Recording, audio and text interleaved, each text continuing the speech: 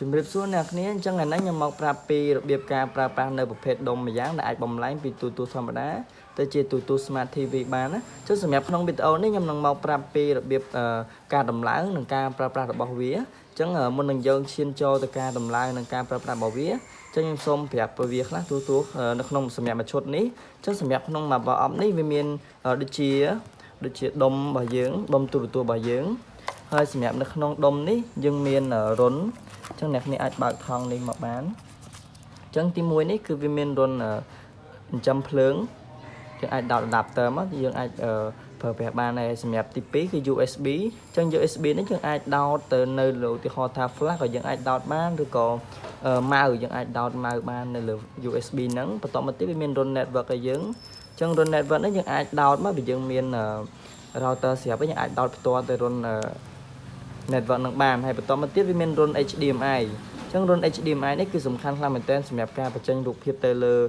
monitor ទាំងអស់គ្នាឬក៏ទូរទស្សន៍អ្នកទាំងអស់គ្នាអញ្ចឹងនេះគឺជា HDMI ហើយបន្តមកទៀតគឺ AUX អានេះរុនកាសរបស់យើងណាហើយសម្រាប់នៅក្នុងនេះក៏វាមានរុនUSB ឲ្យយើងទៀតដែរហើយនេះរុន USB 2ចាំមានថា2ហើយនឹងនេះ memory ឲ្យយើងរុន memory ឲ្យយើងណានេះអញ្ចឹងសម្រាប់បន្តមកទៀតគឺវាមាន tele ខ្ញុំថា tele នេះគឺជា tele របស់សម្រាប់ដុំហ្នឹងណាអញ្ចឹងសម្រាប់ tele នេះខ្ញុំនឹងមកបន្តិចទៀតនេះខ្ញុំមកប្រាប់ពីរបៀបចុចនៅលើអនុវត្តតែម្ដងណាហើយសម្រាប់មួយទៀតវាមានខ្សែអញ្ចឹងខ្សែនេះគឺជាខ្សែ HDMI អញ្ចឹងខ្សែ HDMI នេះយើងអាចប្រើទៅប្រើប្រាស់ទៅជាមួយនឹងដុំនេះយើងដោតដុំនេះចូលរុន HDMI ដែលខ្ញុំប្រាប់មិញនេះហើយសម្រាប់ HDMI មួយខាងទៀតយើងដោតទៅទូរទស្សន៍របស់យើងឬក៏ monitor ឬក៏ slide អញ្ចឹងអ្នកគ្នាប៉ុណ្ណឹងមកវាមានអានេះដុំ adapter ហើយ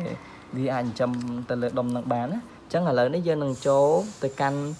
របៀបដំឡើងទាំងអស់គ្នាហើយខ្ញុំនឹងប្រាប់ពីរបៀបការប្រើប្រាស់ទៅលើដុំនឹងទាំងអស់គ្នាឥឡូវយើងចូលមករបៀបការដំឡើងប្រភេទដុំទូរទស្សន៍នេះអញ្ចឹងទី1អ្នកគ្នាគ្រាន់តែដក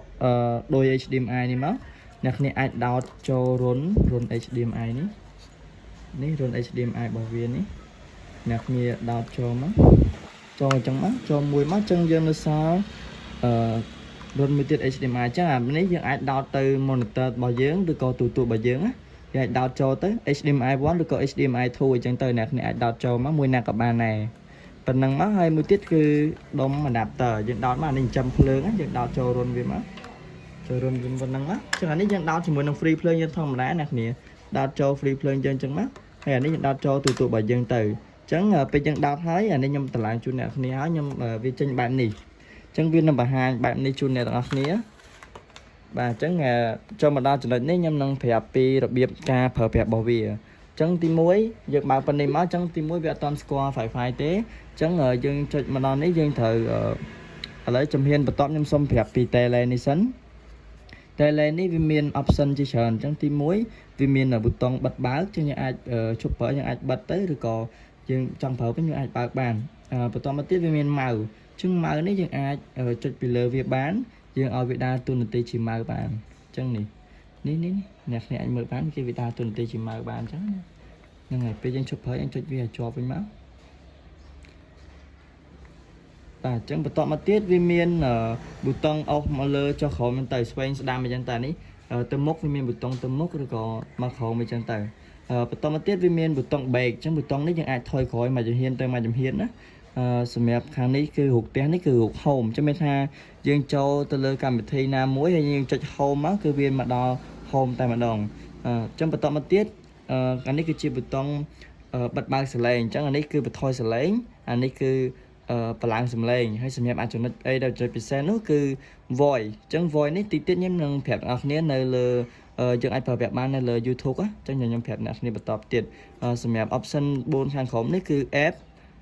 ហើយនឹង Netflix ហើយនឹង Google Play ហើយនឹង YouTube អញ្ចឹង4នេះចាំថានេះដូច shortcut របស់យើងអញ្ចឹងយើងចុចកន្លែង app ហ្នឹងមកវានឹងឈានដល់ app តែម្ដងហើយអ្នកគ្នាចុចចូល YouTube វានឹងចុចទៅ YouTube direct តែម្ដងអញ្ចឹងណាដោយមិនចាំបាច់ទៅ search មើលអញ្ចឹងទៅអញ្ចឹងប៉ុណ្នេះសម្រាប់នៅលើ tele បន្តមកទៀតខ្ញុំនឹងចុចមក back ហើយខ្ញុំនឹងប្រាប់ពីអ្នកគ្នា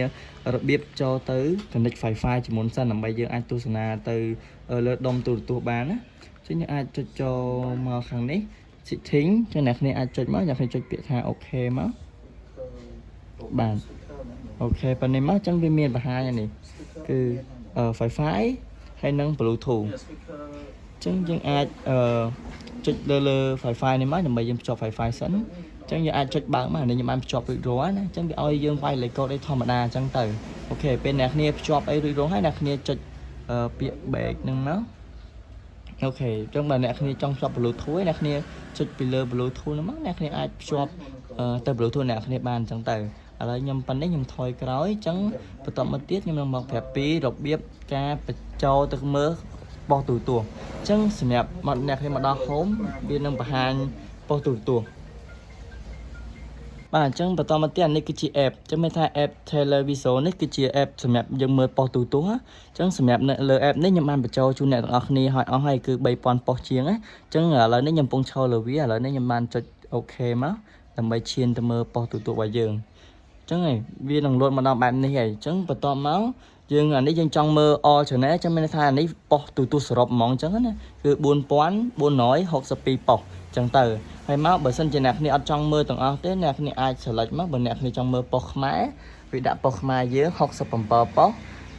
ព័ត៌មានសកលមាន49ប៉ុស្តិ៍ព័ត៌មានកំសាន្តអីចឹងទៅបើទាត់បាល់អីវាចងឲ្យអ្នកគ្នាជាគោរពហើយរួចរាល់ហើយអញ្ចឹងណាអញ្ចឹងមានប៉ុស្តិ៍ចិនប៉ុស្តិ៍អីអ្នកគ្នាអាច scroll មកបានអានេះងាយស្រួលអានេះវា update មកវាងាយស្រួលខាងជាងមុនអញ្ចឹងណាអញ្ចឹងអ្នកគ្នាចង់មើលប៉ុស្តិ៍អីអ្នកគ្នាអាច scroll បានប៉ុស្តិ៍ប្រទេសណាអញ្ចឹងវាចងជាគោរពឲ្យអ្នកទាំងអស់គ្នាហើយអីអញ្ចឹងឥឡូវនេះខ្ញុំសុំតេស្តទៅលើប៉ុស្តិ៍ខ្មែរជួយអ្នកទាំងអស់គ្នាសិនអញ្ចឹងឥឡូវនេះខ្ញុំចេញពណ៌បែបនេះខ្ញុំកំពុងតែឈរលើប៉ុស្តិ៍ខ្មែរអញ្ចឹងខ្ញុំចុចពាក្យថា OK មកអូខេហើយអញ្ចឹងវាប៉ុស្តិ៍ខ្មែរនេះវាបង្ហាញឲ្យយើងទាំងអស់ទៀតហើយនេះគឺវាមានហងមាសរស្មីហងមាសអីចឹងទៅអញ្ចឹងខ្ញុំចុចចូលហងមាសសិននេះគឺវាបង្ហាញជូនយើងហើយអញ្ចឹងយើងអាចទៅមុខទៅក្រោយបានអញ្ចឹងណាអញ្ចឹងអ្នកគ្នាចាំបន្តិចទៅនេះគឺយើងអាចមើលបានអញ្ចឹងយើងចង់ទៅមុខប៉ុស្តិ៍ទូរទស្សន៍ទៅមុខអីយើងចុចខាងនេះមកនេះដៃមកចុចមកនេះគឺវាទៅដល់ប៉ុស្តិ៍ថោនប៉ុស្តិ៍អប្សរាប៉ុស្តិ៍អីទាំងអស់អញ្ចឹងយើងអាចចុចបានហើយសម្រាប់ប្រភេទនេះគឺច្បាស់ល្អអ្នកគ្នាគឺច្បាស់កម្រិតប្រភេទនេះទាំងទូរទស្សន៍ទាំង YouTube មកចប់អញ្ចឹងអានេះគឺប៉ុស្តិ៍ខ្មែរឥឡូវខ្ញុំសុំទៅតេស្តទៅនៅប៉ុស្តិ៍បរទេសជូនអ្នកនរគ្នាអញ្ចឹងពេលណាអ្នកគ្នាចង់ចុចថយក្រោយអ្នកគ្នាចុចរូបថយក្រោយរូប បែកនេះមួយមកអញ្ចឹងវាចង់ចេញមកតំណអីចឹងទៅអញ្ចឹងខ្ញុំសុំតេស្តលើព័ត៌មានកីឡាខ្ញុំចុច OK មកអូខេវានឹងបង្ហាញប៉ុស្តិ៍ព័ត៌មានកីឡាសុទ្ធឲ្យយើងហ្មងអញ្ចឹងណាវាងាយស្រួលយើងចុចប៉ុណ្ណឹងមកអូខេចឹងវាបង្ហាញព័ត៌មានកីឡាយើងចង់ទៅបន្តទៅមុខប៉ុស្តិ៍ផ្សេងអីវានឹងបដូរឲ្យយើងហើយអញ្ចឹងណាចានេះមានតែប៉ុណ្ណឹងនេះនឹងគឺប៉ុស្តិ៍ទូរទស្សន៍បាទទាត់អញ្ចឹងទៅឥ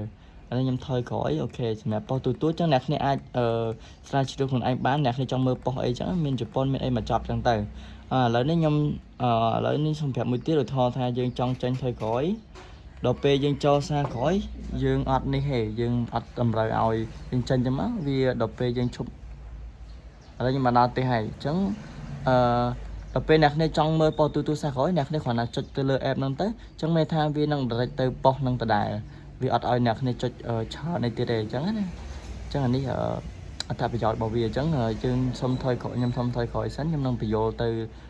លើ YouTube វិញអូខេឥឡូវនេះខ្ញុំចូលលើ YouTube អញ្ចឹង YouTube នេះយើងចុច OK មកបាទអញ្ចឹងនេះគឺ YouTube របស់យើងអញ្ចឹង YouTube យើងអាចមើលបានមួយសេរីដូចទូរស័ព្ទរបស់យើងអញ្ចឹងណាអញ្ចឹងសម្រាប់ប្រភេទនេះអូខេយើងអាចមើលបានមួយសេរីអញ្ចឹងខ្ញុំអាចចុចមើលអូខេនេះគឺច្បាស់ល្អហើយអីដែលចំណុចពិសេសទៅលើប្រភេទដុំនេះហ្នឹងគឺការ voice អញ្ចឹងមានថា voice ជាសលេងអក្សរខ្មែរដើម្បីឲ្យយើង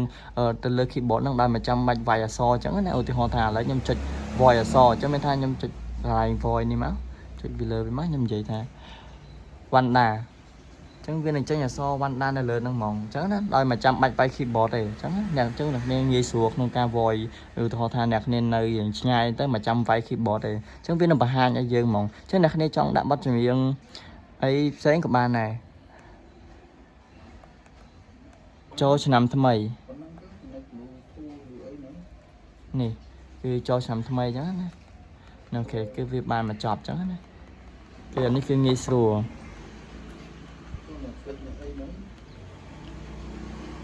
ok chẳng tụt túa dương miền pan nắng bạn chẳng bắt mà tiết bà sân trên này này trong bắt đầu nơi phía xa chân nhá ở đây như tới mình khang nhom tờ lạng trên này khang nhom bắt đầu phía xa đại phía xa khai sân nằm bè vội chia sẻ lại này là YouTube bàn chẳng này phần tay bà sân trên này này chỉ chôn chết kế ở bạn mưa so khai tới này này ai plug đồ phía xa bàn chứ nhờ những ai cho YouTube những ai cho cái này ní cho nó máu vì nó màu bạc ở dùng một tiết dân scroll mà là hot cho cái lấy setting này càng cầm nọt né một sao đấy là đây chụp biệt ok máu trong viên là hai tiền này dường cho những ai scroll mà khổ máu là hot đó biệt tháp pizza trong pizza nó dân bên nắng ấy dân chụp ok máu nhưng chụp thằng này máu viên là trên pizza khmer đấy nhưng mà flap đâu pizza khmer hỏi bà xin giờ thì trong flap đó là đây chụp biệt tháp ok lên nó máu chứ nè này ai rồi pizza bàn ấy nè này ai chụp bị ok một bàn chẳng đấy bà tránh xem đẹp ra đâu vì sáng cái dương miền tập bản năng trắng xem đẹp bắt tọt mà tiết nhâm miền mà ép tiết đầm bay ở đẹp này đẹp trắng mê tha và phết ní có dương ai share screen pi tụ sập bởi dương tele tụ bởi dương màn này trắng ở dương ai share bị mày trắng nhâm ai nhâm năng đẹp này này trắng ở cam thi ní cái chia cam thi air screen trắng air screen ní xem đẹp đại dương share screen pi tụ sập bởi dương và hai tele ở cái chợ monitor rồi có tụ này tặng này chẳng ở nè này ai cho app này hỏi máu và chứ nè này xong rồi trăm tích tới ok cho cái lại này nè việc cho nè này cho việc thá ok máu chứ nè này xong rồi trăm tích tới ok nè này xong rồi trăm tích tới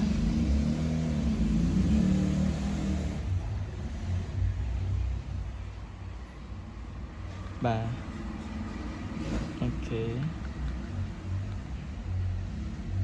ok chẳng mà đo chừng nói này nè này xong rồi trăm tích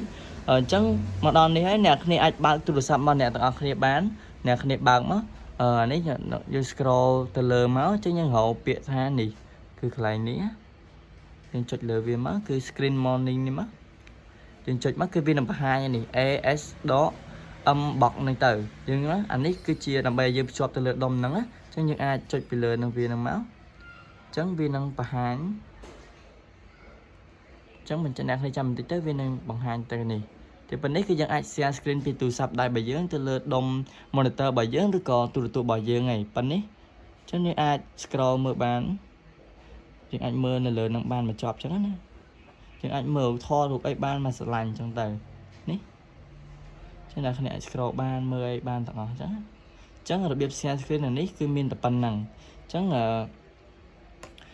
smart bản này mỗi tiết cứ Play Store Google Play Store từ ní smart này cái đón cảm thấy xem tam tầm lời cam ban này nhé chẳng nè này chụp biệt thà ok mất này ở sân trên này mình email này sign in mất sign in mất viên từ ở dương từ download cảm thấy xem này chẳng xem đẹp caประเภท đom នេះខ្ញុំមានតែប៉ុណ្្នឹងទេចឹងបើសិនជាអ្នកគ្នាត្រូវការនៅប្រភេទ đom ដែលអាចបំលែងពីទូរទស្សន៍ធម្មតាទៅជាទូរទស្សន៍ Smart TV បានអានេះសម្រាប់ទូរទស្សន៍សេរីចាស់អីក៏ប្រើបានដែរចឹងណាចឹងខាងនេះខាងប្រភេទ đom នេះខាងខ្ញុំមានក្នុង stock ច្រើនប្រភេទចឹងបើសិនជាអ្នកគ្នាត្រូវការអ្នកគ្នាអាចចង់សួរនាំអីបន្ថែមអីអ្នកគ្នាអាចតំណមកលេខខាងក្រោមឬក៏ description ខាងក្រោមបានណាអរគុណ